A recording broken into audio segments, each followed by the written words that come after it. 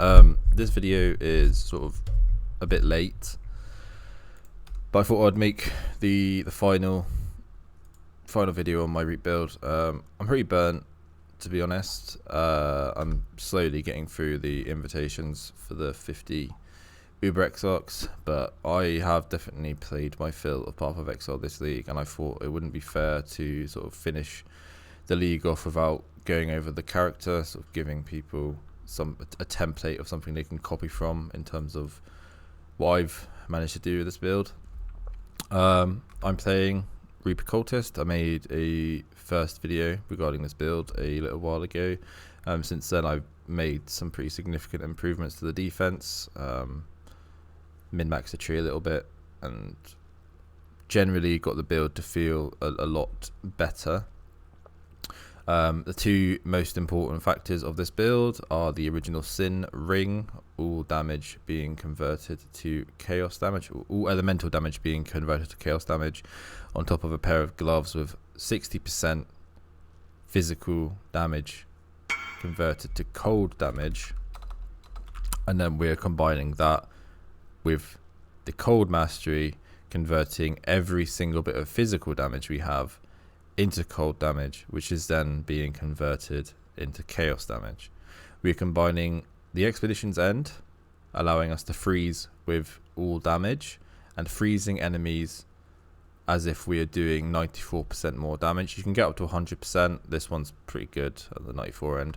And obviously with having a lower threshold to freeze, we can combine that with Heat Shiver, gain 100% of cold damage as extra fire damage against frozen enemies, and gain 1% cold damage as extra fire damage per 1% chill effect on enemies. And obviously all of this damage is being converted straight to chaos damage. In terms of auras, I've got an Enlightened Support, level 4. I've got Petrified Blood, Hatred, Grace. I'm also running Anomalous Withering Step with an Arcane Surge. So this is just for the more spell damage multiplier. I have a Divergent Herald of Ash. So this is for the clear speed, and this just enables bigger Divergent Herald of Ash explosions.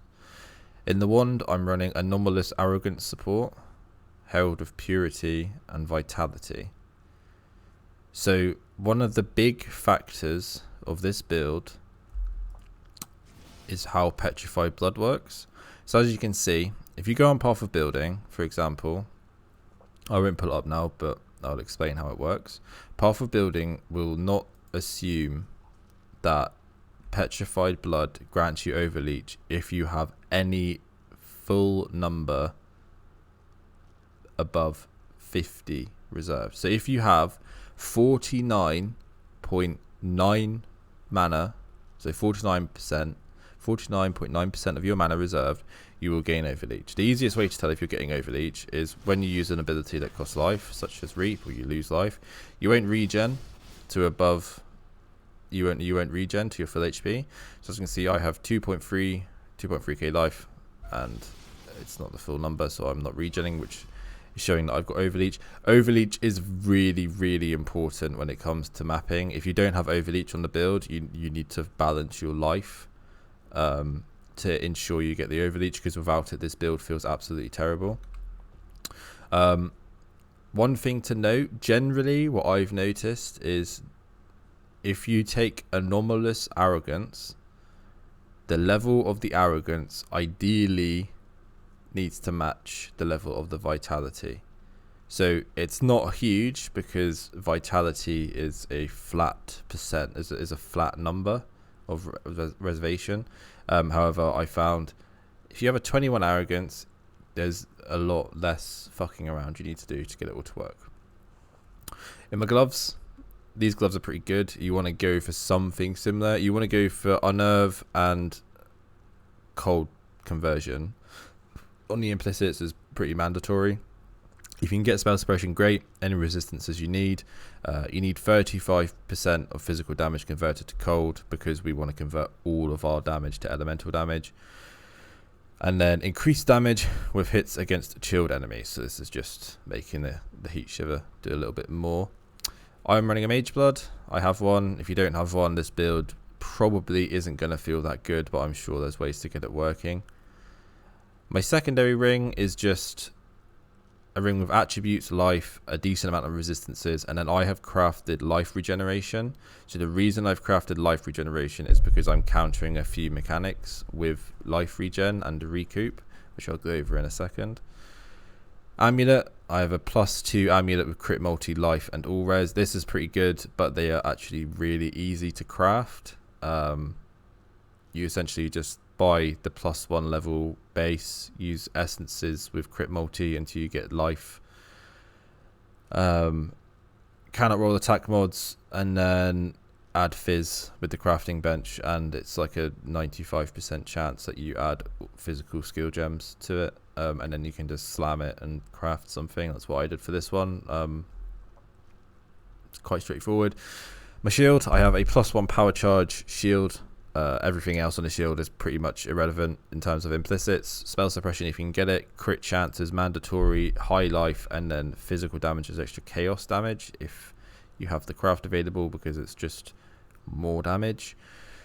In terms of boots, I've gone for the life regeneration per endurance charge, and then I'm doing the shock avoidance because I am trying to be ailment immune using the storm shroud, which I'll go into. And the reason I have the regen per endurance charge is because, as you can see, I have 3 endurance charges permanently because I am running Grand Spectrum duels. I've gone for spell suppression, life, and attributes on the boots. You don't really need anything else. These boots are pretty good. Picked them up pretty cheap. In terms of links, I've got cast 1 damage taken, increased duration, and immortal cool in there. If we go over to the skill tree, a couple of very important things to note on the skill tree. So you need a militant faith that has to be conquered by the Templars of High Dominus. Very, very important, because that gives you inner conviction. So inner conviction is 3% more spell damage per power charge. You gain power charges instead of frenzy charges. Brilliant. One important thing to note is this jewel can brick certain nodes around where it's placed. So you want to put them into path of building. Essentially, double check that it's not bricking. You know, as you can see, it's not bricking Breath of Rhyme. It's not bricking Discord Artisan, it's not bricking Instability, and it's not bricking Infused Flesh or Cruel Preparation. However, it is bricking this node, I don't know which one it is, to Intolerance of Sin. It's bricking this node here, Thoughts and Prayers, so it can convert the nodes. However, just make sure you're getting one that doesn't. I've gone for area damage and increased effect of non-curse auras. I think it's the best option, so that's why I've gone for that. In terms of the tree, we've gone for Heart of Darkness and Corruption over here, because buffing the Withered effects as well as taking the Chaos Mastery for increased effect of Withered. Buffing Withered is absolutely insane with Original Sin. You want to get all the Withered buff you can get. So that's why you go for the Chaos Mastery. I've gone over here and picked up this large cluster here. I'm using a large cluster with 12 passives. I've gone for life, chaos resistance, cast speed with physical skills, and increased physical damage. I picked this up for really, really cheap, and it's a really, really good jewel. I'm running a Storm Shroud with Corrupted Blood cannot be inflicted on you as the implicit to give me immunity to corrupting blood. I'm running a medium cluster with added small passives, regenerate 0.5% of life per second with Towering Threat and Vast Power. So Towering Threat just gives me more life and more area of effect, and Vast Power gives me 20% area damage and 3% area of effect per power charge. This makes getting the overlaps on the bosses significantly easier, especially when you're running the boots that give you power charges. I currently don't have enough dexterity to run the boots with this tree, so I have to unspec a couple of nodes and take these to run them. However, I won't be doing that in this video because this is the optimized tree if you have all the stats you need.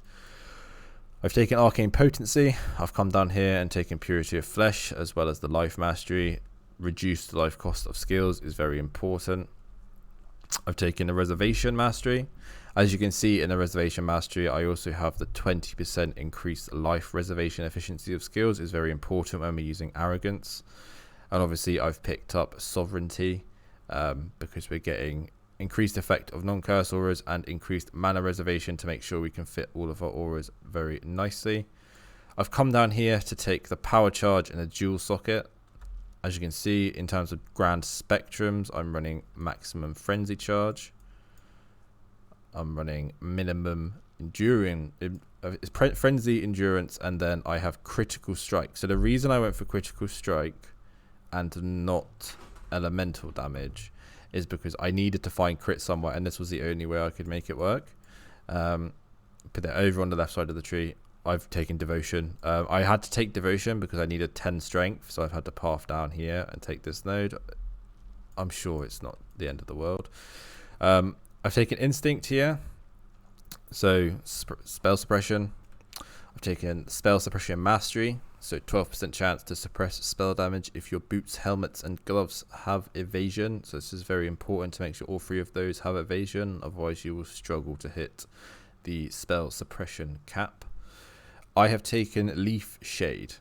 So the main reason I've gone for the Chaos Resistance on the cluster, so I have 70% Chaos Res here, as you can see. And the main reason I've gone for the Chaos Res is so I can take Leaf Shade, because when you are running Petrified Blood, damage over time is effectively twice as effective on your character. So anything you can do to reduce damage over time is really, really important. And obviously in combination with Storm Shroud, we are ailment immune in terms of elemental ailment immunity. We cannot be affected by corrupting blood, and we regen all of the base bleed damage. So the only ailment effectively affecting my character is poison, which is why I've gone for the Chaos Res to ensure that I don't just randomly die to poison. Leaf Shade is a very powerful node for this build, 100%. I have Pain Attunement on my relic here. As you can see, it's Pain Attunement. This relic is really bad. I'm just going to say it like straight up. This relic sucks, but it was the best I had for the build. I haven't got very lucky. I wanted to play this build, so yeah. I have Pain Attunement on the relic. However, I would personally, in hindsight, I would take Pain Attunement here, and then I would put Leaf Shade on the relic to gain an extra passive point. Obviously, I've taken Written in Blood for the ES and life. Just picked up some spell crit with the Doomcast. Ghost Dance is a very, very strong node when you have some form of energy shield and you're an evasion-based character. So obviously, we're picking up a Ghost Dance. Come down here to pick up the Power Charge and then a Blood Drinker with an additional life mastery. In terms of the Ascendancy, we are Forbidden Power, Frigid Wake, Void Beacon, and Withering Presence. In terms of the flasks I'm using for this build, I am using the Progenesis Amethyst Flask. When hit during effect, 25% of life loss from damage occurs over 5 seconds instead. So as you can see, if we go back up to the tree and look at the life recoup, 6 plus 6 is 12, plus 18 gives us 30. So we are recouping all of the damage we are taking from the flask effect, making us exceptionally tanky. I'm running a Jade Flask with a crit suffix, and obviously because I'm using a Mage Blood, I'm running increased effect. So Jade Flask is really important. I would say you want the Jade Flask over the Diamond Flask even if you have crit issues. I've gone for this to get the additional crit. This sits me at, let's have a look. My crit chance without power charges is fairly low. So 50%. I have 50% crit chance without power charges. I'm sitting at about 80% with power charges, which is, more than enough. I've gone for the Quartz Flask. This gives me phasing, which is another defensive option, but also gives me spell suppression, which I very much need. And I've gone for percentage increased evasion during effect of this, obviously combining it with the Jade Flask. Gone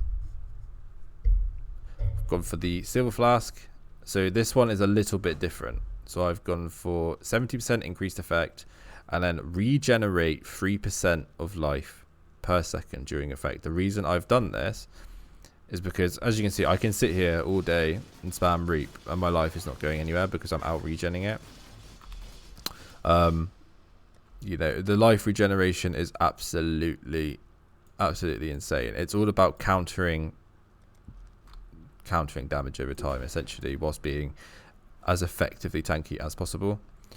And then standard Quicksilver Flask of the Cheetah. So in terms of Watcher's Eyes, I didn't go over my Watcher's Eye.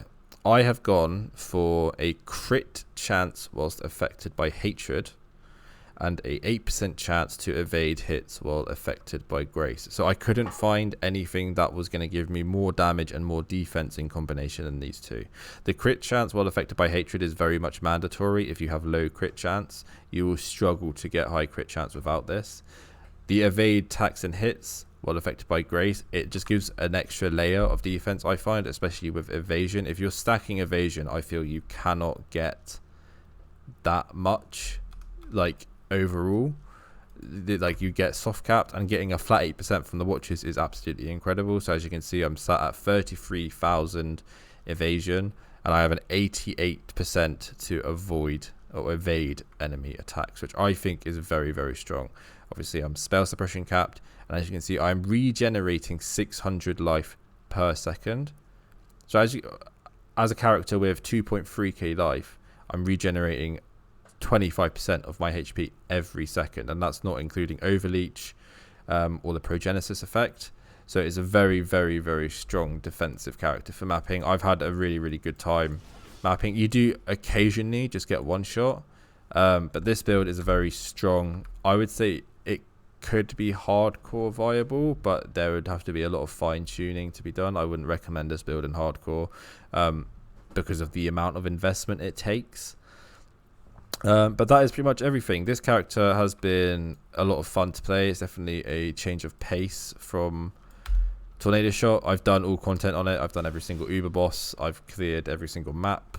I have played around with swapping out Reap for Exsanguinate. So as I'm at this point, I thought I'd go over the gem links I use for Reap. I'm running Empower, Divergent Power Charge on crit, a Reap level 21, Divergent Void Manipulation. So I've gone for Divergent Void Manipulation here because I am leeching chaos damage with it. That's the reason I've gone for that there. The leech is very important, and that's why I've taken the little reduction in damage for the leech on the Divergent Void Manip. Increased critical damage support, and then obviously Awakened Spell Cascade. Spell Cascade is what allows you to get those huge overlaps. If you've got any questions about the build, please feel free to ask away. I'm just going to say it now. The amount of content I'm going to be releasing related to Path of Exile is definitely going to be slowing down over the next couple months before the next league. I will still be making videos. They'll just be very far and few between. Thank you, everybody, for watching, and thanks to everyone who subscribed over the last few weeks, and I will see you next time.